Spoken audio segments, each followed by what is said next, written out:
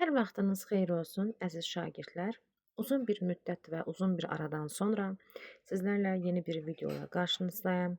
Hansı ki, abituriyentlərin ən çox istifadə edəcəyi test toplularında və yaxud da digər testlərdə qarşılaşacağınız viruslarla bağlı məlumatları bu cür bir PDF şəklində toplamağa çalışmışam və maraqlı şəkillərlə təsnif etməyə çalışdım ki, ən azından bizim üçün daha maraqlı və daha individual olsun. Və mövzumuz isə hüceyrəsiz həyat forması viruslardır. Ümumi bir məlumat keçməmişdən öncə mən istəyirəm ki, müasir biologiya dərsliklərində toplanmış materiallar əsasında belə bir konspekt formalaşdırdım. Hansı ki, burada ilk dəfə olaraq qeyd olunub ki, 1892-ci ildə İvanovski tərəfindən virus kəşf olunmuşdur. Mənası zəhər deməkdir. Yəni belə deyək də, virusologiyanın banisi kimi İvanovski deyilir.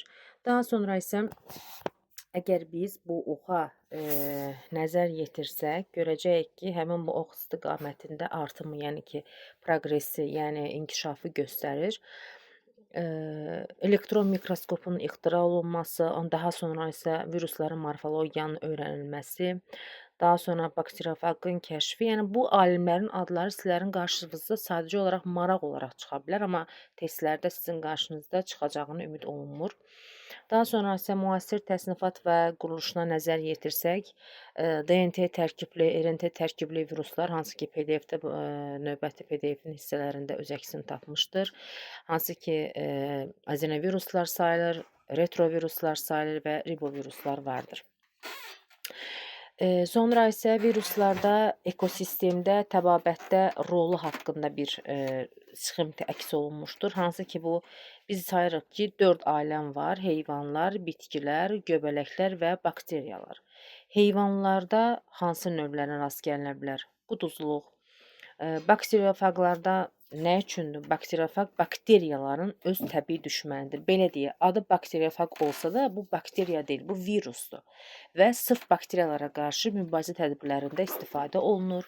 Sonra insan patogenlərinin, məsəl üçün bu günümüzdə 2020-ci ildən başlayaraq öz 6 ildir hələ də ara bir adı hallanan COVID-19 virusu da insan patogenlərinə aiddir. Şiş xəstəlikləri, qripdir, daha sonra çiçəkdir, bunlar aiddir viruslara, insan patogeni viruslarına və sonunda bitki xəstəlikləri olan, hansı ki, bunlarda tütün mozaikası var ki, tütün mozaikası sırf bitkilərdə öz əksini tapır və bu xəstəlik kimi formalaşır. Sonra isə virusun hüceyrədə necə çoxalır, necə sikl baş verir. Mən məsəl üçün loğru dillə desə viruslar haqqında belə bir fikir irəliləyirəm ki, gəmidə oturub gəmiçi ilə dava edir misalı. Nə deməkdir? Yəni virus özü real həyatda kristal şəklində görünməyən bir formadadır. Yəni cansızdır. Heç bir aləmə aid olunmur.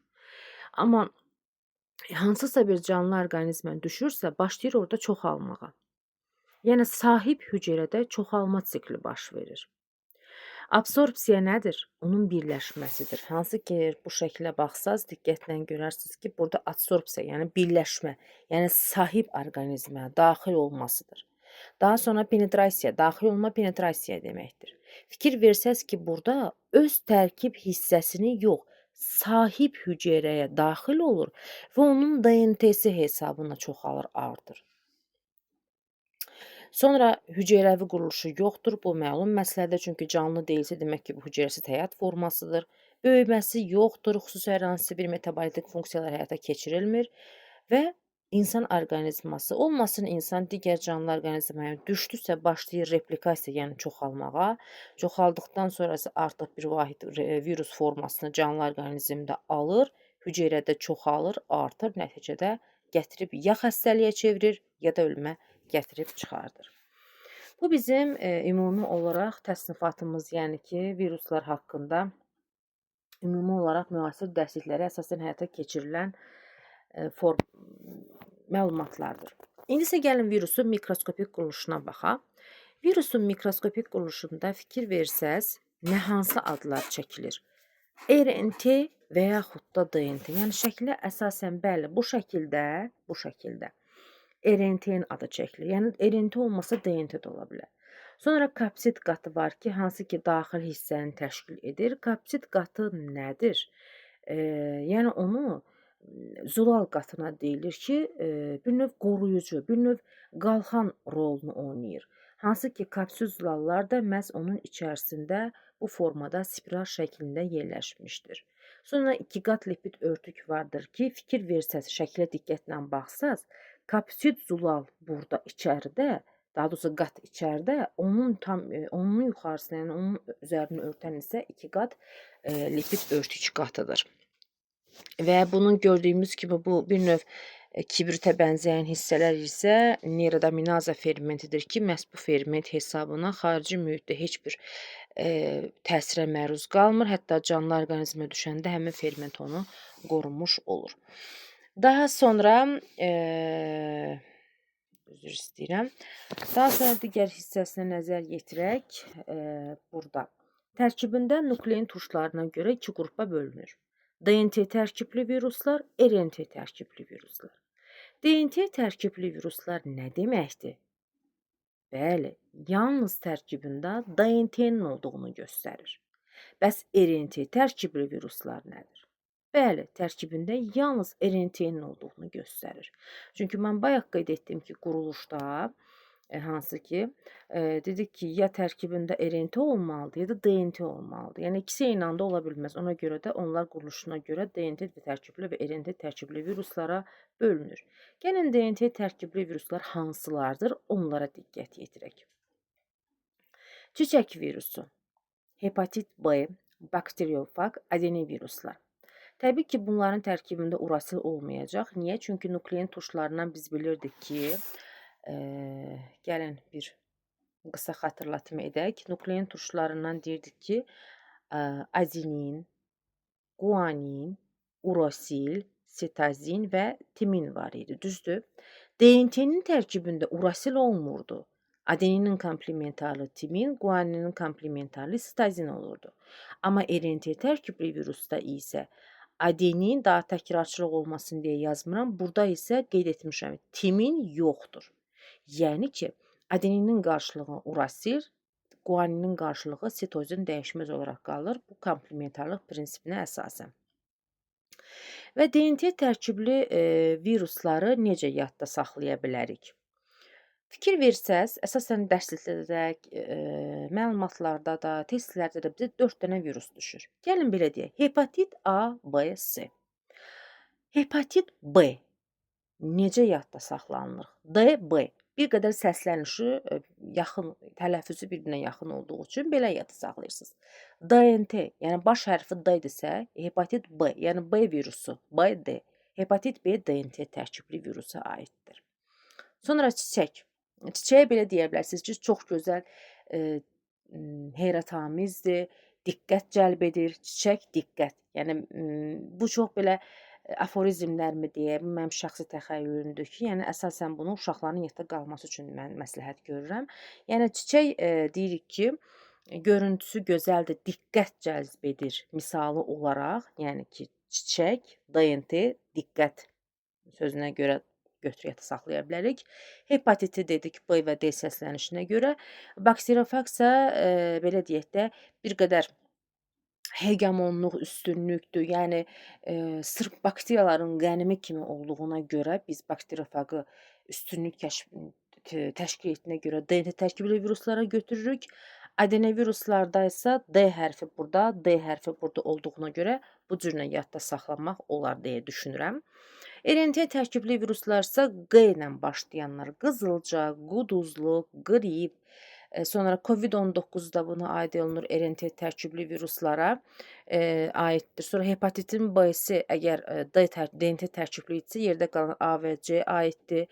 Tütün mozaikası T belə yadda saxlamaq olar və retroviruslar isə RNT və demək ki, retro uyğunluq olduğuna görə belə yadda saxlamaq mümkündür. Mən düşünürəm ki, izahda hər bir müəllimin öz şəxsi fikri var və hər bir şagirdin yadda saxlama funksiyalığı var. Sadəcə olaraq daha yaxşı, rahat yadda qalmaq üçün mənim seçdiyim üsuldur deyə bilərik.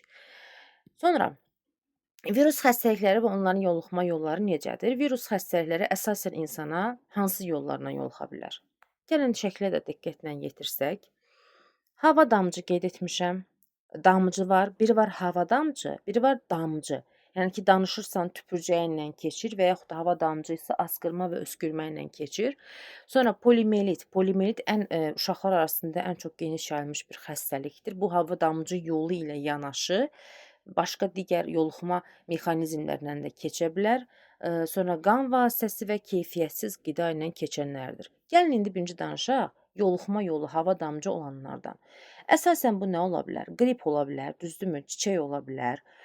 Məsələn, uşaqlar deyir ki, qıyıq, qızılca da ona aiddir də. Xeyr, qızılcada əsasən damcı infeksiyası. Yəni biz burada belə deyək də, ağciyərlərimizdən, əsasən bədənimizdə daha sonra səpkilər yaranır.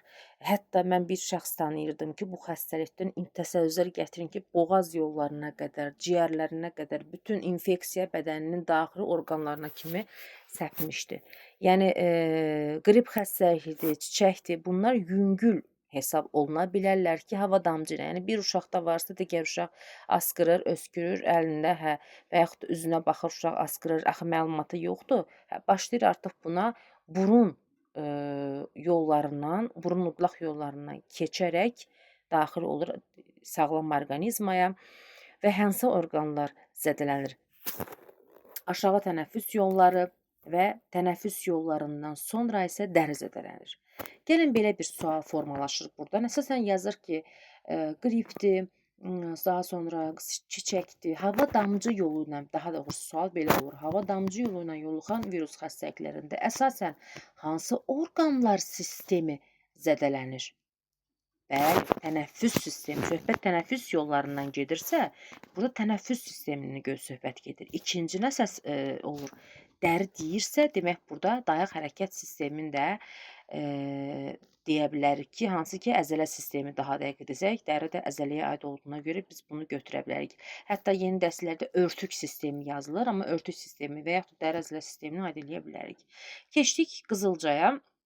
Qızılca damcı infeksiyasıdır, yəni danışarkən və yaxud da belə deyək də, hava damcı o deməkdir ki, mütəmadi olaraq havadan asılı qalır hələ ki. Yəni biz bunu tənəffüs zamanı havadan asılı qaldığı halda bunu bizim bədənimizə yoluxdura bilər. Amma damcı infeksiyası isə həmin an ya danışanda, ya nə bilim askırdığı zaman, öskürdüyü zaman, hansısa bir məhsuldan, qidası zamanı, onun əşyalarla istifadə edən zaman qızılcaya yoluxa bilərsən, olsunla su çiçəyinə yoluxa bilərsən. Bu zaman hansı orqanlar zədələnir? Ağız boşluğundan bronxlara qədər biz bilirik ki, bronx tənəffüs sisteminə aiddir və yuxarı tənəffüs yollarına aiddir. Sonra odan sonra artıq bütün tənəffüs yolları eyni zamanda dəri, yeni bir orqan zədələnməsi müşahidə olundu. Bağırsağın zədələnməsi baş verir. Belə deyək ki, damcı infeksiyasından yoluxma zamanı bəs yaxşı, əsasən qızılcada hansı orqanlar sistemi zədələndi? Örtük sistemi, tənəffüs sistemi və bağırsaq da varsa həzm sistemini demiş olacaq. Keçdik polimelit. Polimelit isə əsasən uşaqlarda çox geniş yayılmışdır. Bu da hava damcı yolu ilə birinci üsuldur. İkinci üsul ərzaq məhsulları ilə çirklənmiş əşyalar üçüncüdür və xəstə insan nəcisindən də milçək vasitəsindən keçir. Eyni zamanda, məsəl üçün, uşaqlar tutaq ki, bağçaya göndərmirsən və yaxud da bir ortamdadırlar, məktəbdədirlərsə, hər hansısa bir uşaqda bu poliomielit virusu varsa, askırır, öskürür, əlini vurur həmin uşağa və yaxud da əşyasına toxunur və uşaq nə bilir ki, gigiyenik qaydası burada, yəni dərk etmir o nə var uşaqda, keçir ona. Yəni əşya ilə keçdi. Sonra onun qidasından istifadə edir, onun yediyi qidadan götürür, bu da yeyir və s. Eyni zamanda bu xəstə ilə yoluxmuş insan harda gəldi, üzr istəyirəm, öz ifrazatını xaric edirsə, həmin o həşəratlar vasitəsilə nəinki bu poliomielit, başqa xəstəliklər də yayıla bilər. Çünki həşəratın şuuru düşüncəsi yoxdur. Harda nə gəldi, viruslu, xəstəlikdir, götürür, sağlam insana yaya bilir. Yəni düşünmür qarşısındakı sancdığı sağlamdır, yoxsa xəstədir. Yəni onun şuuru olmadığına görə bu xəstəliklərin yoluxması ən birinci mexanizmasında qandan sonra həşəratları götürə bilərik. Və bu zaman hansı sistem zədələndi? Udlaq və bağırsaq dedisə, deməli həzm sistemi və. Burada biraz qalın çəkdim. Bu hissəni silək ki, görə bilək. Və onurğanın Ay, yenə də silindi. Nəysə, o hərəki neyronlarını götürürük. Demək, onurğa deyirsə, burada hansı sistemdən söhbət getdi? Bəli, hərəki neyron deyirsə, deməli sinir sistemindən. Deməli, poliomiyelit hansı sistemi zədələdi? Həm həzm sistemini, udlaq və bağırsaq olduğuna görə və onurğanın hərəki neyron dediyinə görə sinir sistemini götürmüş oluruq. Sonra isə keçdik quduzluqdur, qıçdır. Quduzluq şəkildə də göstərilib ki, vəhşi heyvanların, məsələn, itin ən çox qapmasındanmı deyə, it tutmasından baş verir. Qıç mənası qazanılmış immun çatışmazlığı sindromudur. Eyni zamanda dünyəvi üzrə dekabrın 1-i bu gün qeyd olunur xüsusi olaraq. Sonra hepatit B və C-D. Gəlin xatırlayaq görə hepatit B və C-D və A xəstəlikləri, virusları hansı növ viruslara aid idi? Bəli, hepatit B DNT tərkibli idi, A və C-D isə RNT tərkibli viruslara aid idi. Bunlar əsasən qan vasitəsindən yoluxur. Virusların demək olar ki, çoxunun yayılmasının 90%-ni virus qan təşkil edir. Çünki bir az da olmuş olsa, qana daxil olursa, birbaşa qan damar sistemi bizim bədənimizin hər nöqtəsindən keçdiyinə görə buna yayılması çox yüksəkdir. Hansı orqanlar zədələnir? Sinir sistemi zədələnir, immun sistemi zədələnir və qaraciyər. Niyə biz qaraciyəri götürürük? Çünki qaraciyərdə qan deposu toplanır, qan əmələ gəlməsində iştirak edir və immun sistemi ona görə deyir ki, çünki immun sistemini bizim qan damar sistemimizdə leykositlər yaratdığına görə, ona görə də qan damar sistemimiz zədələndiyinə görə qan vasitəsilə yoluxma zamanı bu üç sistemin zədələndiyini göstərə bilər ki, hepatit A isə əsasən qaraciyər, bəli, zaten bütün hepatitlərdə qaraciyər zədələnir və məhv olur. Hətta gətirib ən son momentdə belə qaraciyərin nekrozuna səbəb olur. Əsasən bu uşaqlara daha çox yayılmışdır, 5-7 yaş uşaqlar arasında. Keyfiyyətsiz qidadan da keçir və əşyalar vasitəsilə biz buna yoluxdura və yoluxa bilərik. Keçdik digər şəklə, bakteriofaqın quruluşuna gəlin. Baxaq, dedik ki, bakteriofaq nəyə aiddir? Bəli, DNT tərkibli viruslara aiddir. Gəlin bakteriofaqın quruluşuna maraqlı bir formata baxaq.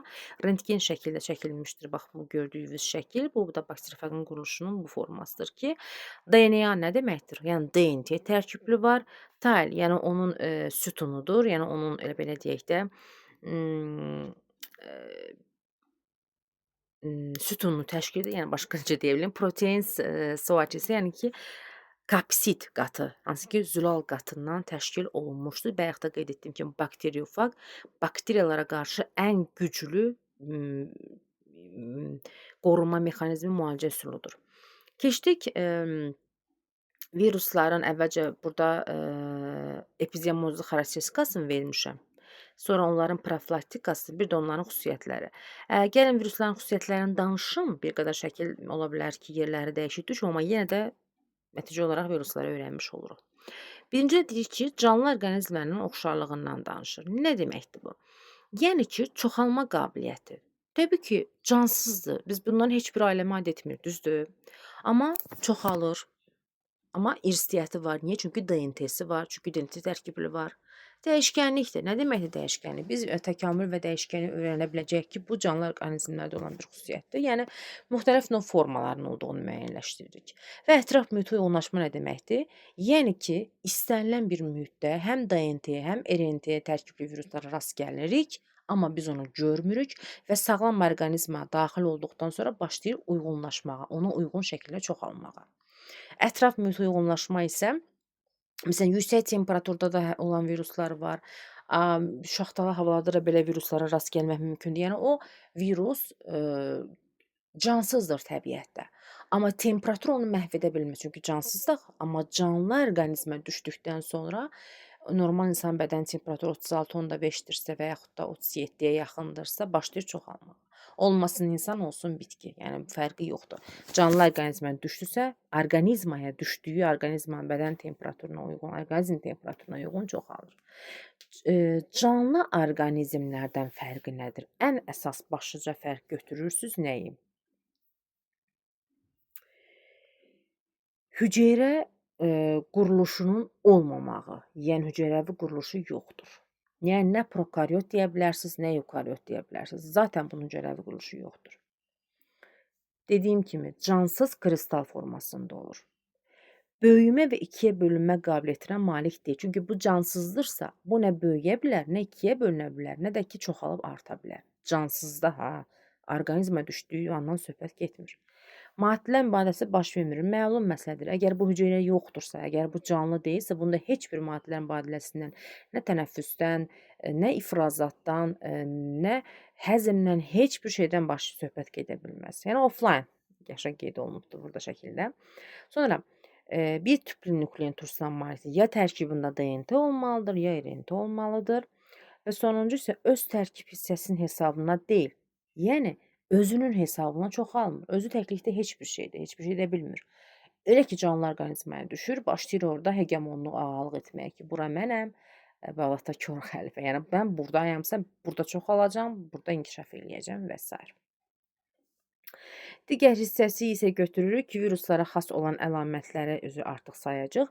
Çox kiçik ölçüyə malikdir. Yəni gözlə görünəcək ölçüdə görmürük biz onu. Sonra sadə quruluşları var. Yəni nuklein turşusundan və zülaldan ibarətdir deyirlər ki. Nuklein turşusu dedikdə ya DNT, ya RNT, zülal dedikdə isə kapsül zülaldan söhbət gedir. Sonra canlı və cansız təbiət arasında aralıq mövqeyi tutur. Şəkildə də göstərib. Yəni nə deməkdir? Nə biz buna canlı deyə bilmirik, nə cansız deyə bilmirik tam olaraq. Çünki canlı orqanizmə istənilən an söhbətidir, yəni düşməyi. Yəni hal-hazırda bəlkə mən sizlə danışıram, bəlkə elə otaqda hansısa bir virus var. Ya görmürəm onu, cansızdır, kristal formasındadır və mən istənilən anda o virusa yoluxa bilərəm. Demək ki, bu an məsələsidir. Çoxalma sürəti yüksəkdir, yəni ani vaxtda çoxala bilir. Ya DNT-si, ya RNT-si olur. İrsi məlumatın daşıyıcısı, yəni ya DNT də ola bilər, ya RNT də ola bilər. Biz deyirik ki, həmişə irsi məlumat daşıyıcısı DNT-dir, amma bunun DNT-si yoxsa, RNT tərkibli viruslardan dedik ki, COVID-19-dur, qripdir, qızılcadır, üzr istəyirəm, A, V, C, D hepatit viruslarını, sonra adenovirusları biz bura aid etmiş olduq. Daha doğrusu retroviruslar, üzr istəyirəm, adenoviruslar DNT tərkibli viruslara aid idi. Ümid edirəm bu hissədə qaranlıq qalan bir şey qalmadı. Keçdik virusların artıq təsnifatına, xarakteristikasına görə. İki yerə bölünür: antroponoz və zooantroponoz. Nə deməkdir antroponoz?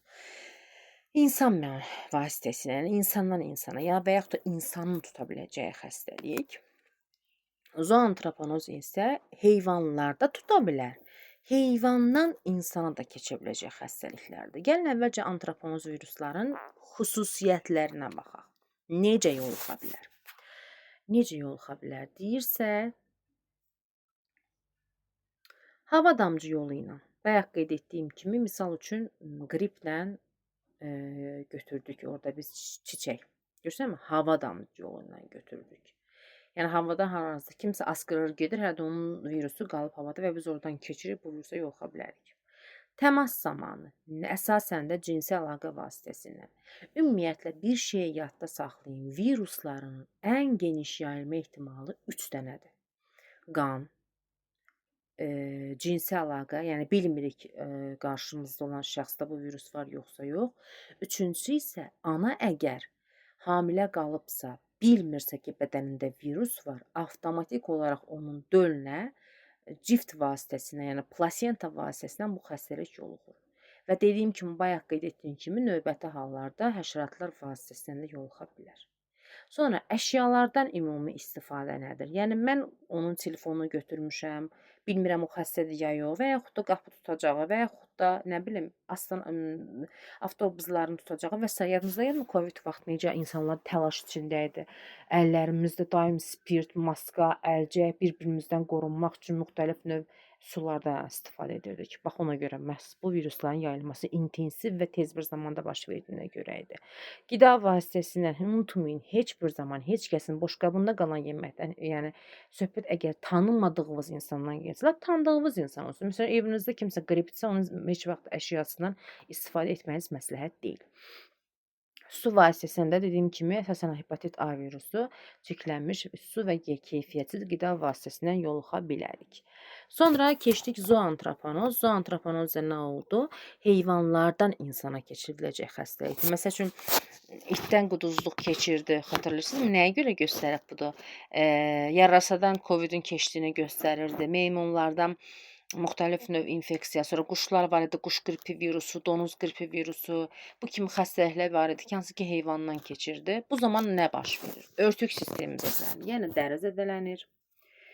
Sonra qaraciyər, qan damar sistemində, yəni ki, zədələnir və nekrozuna gətirib çıxardır. Ağciyərlər nə baş verir? Tənəffüs orqanlarımız, yəni tənəffüs sistemi xəstələnir. Cinsi yolla olursa zöhrəvi xəstəlik, dəri zöhrəvi xəstəliklərdə bu dəqiqə dəri zöhrəvi больницасına, xəstəxanasına getsək, yoluxanların çoxsunda cinsi yolla yoluxmalar baş vermişdir ki, bu çox geniş şəkildə yayılmışdır. Respirator xəstəlik deyilir, eyni zamanda tənəffüs yolu xəstəliklərinə. Daha sonra biz demişdik bəxsi ki, poliomiyelit həmçinin udlaq bağırsaq və udlaq zədələndiyi üçün həzm sistemində götürə bilərik. Eyni zamanda gözdür. Məsəl üçün konjunktivit xəstəliyi var ki, bir insandan digər insana keçə bilər göz yaşı vasitəsilə və yaxud da qrip virusu. Kimsə asqırır, öskürür, gözündən su axırsa, onun salfetkası tutaq ki, yayılır və yaxud da salfetkadan istifadə etmədən əlini gözünə silir, sonra qarşısındakı insanın əşyasına toxunur və yaxud da əllə görüşür, bu virusun yoluxma ehtimalı yüksəkdir. Daha sonra keçdik artıq onların profilaktikasına. Profilaktika nədir? Vaksinləşdirmədən, kimyəvi terapiyadan və interferondan istifadə olunur. Nədir vaksinləşdirmə? İlk dəfə olaraq Lou Pasteur tərəfindən vaksin kəşf olunmuşdur. Həmçinin pasterizasiya üsulu deyilir ki, bu quduzluq virusuna qarşı kəşf etmişdir. Bu zaman bir virusdan digərinə qarşı mübarizə keçirilir. Yəni ki, aktiv bu xəstəliyi olan şəxsdən, yəni ki, quduzluğu olan orqanizmdən bu qanundan götürülür və ondan vaksin hazırlanır və bu insana vurulur. Nəticədə artıq, əgər nasıl geçdim sizə ki, filan kəsi it işləyib, it tutub, tez gedir quduzluğa qarşı vaksin vurdurur ki, 12 saat və yaxud da 24 saat ərzində və izlənilir. Əgər hər hansısa bir it ölməyibsə, loro dillə desək, ağızdan insanda qaranlıqdan qorxma yoxdursa, halüsinasyonlar görmürsə, sudan qorxmursa və yaxud da ağızdan köpük gəlmirsə, bu deməkdir ki, artıq bu adamda bu quduzluğa qarşı ilkin tədbir öz effektini görmüşdür. Sonra kimyəvi terapiya nədir? Əsasən də biz rağ olsun, yəni eşitmişik ki, ximioterapiya deyilirlər də, düzdürmü? Şiş xəstəliklərində, xərçəng xəstəliklərinə qarşı kimyəvi terapiyadan istifadə olunur ki, bu üsul kimyəvi preparatların təsirinə əsaslanır. Yəni ki, burada müxtəlif növ dərmanlardan istifadə olunaraq həmin virusa qarşı öldürücü tədbir həyata keçirilir. Yəni burada virus hüceyrə daxilində düşdüyü hüceyrənin strukturundan istifadə edir, çoxalır və bu zaman həmin orqanizm hüceyrəsində maddələrin mübadiləsini pozduğu nəticədə gətirir, orqanizm məhvinə səbəb olmuş olur. İnterferon nədir? Interferon isə hüceyrə tərəfindən virusun qarşı təsirinə qarşı sintez olunan qoruyucu zülaldır. Yəni interferon nədir desə, avtomatik olaraq deyirsən ki, qoruyucu zülal. Amma necə qoruyucu zülal? Hüceyrənin özü virusa qarşı bir qalxan həyata keçirilir. Yəni interferon qoymur ki, bunun bədəninə düşən virus çoxalsın.